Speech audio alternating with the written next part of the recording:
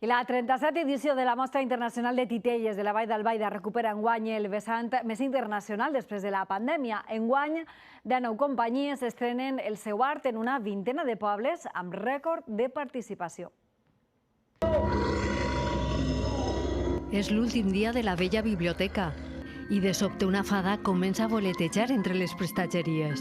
¿Pero quién es usted, señorita? El guardiat de cuentos de la companyia madrilenya Tartana ha deixat avui bocabadats els xiquets i les xiquetes d'Alfarrasí. Tinguem propostes que van des de la titella més clàssica fins a titelles més contemporànies, com pugui ser creació audiovisual amb ninots de Lego.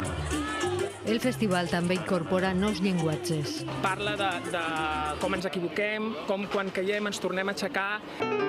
Un rècord de participació on esta vesprada la companyia Globe Story ha omplit la sala de Montechelvo. Es una historia de amor, una historia de humor, como muy divertido, pero también a la vez profundo. Van a divertirse, van a llorar, es una montaña de emociones.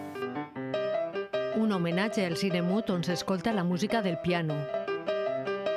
Tot un espectacle obert fins el pròxim diumenge.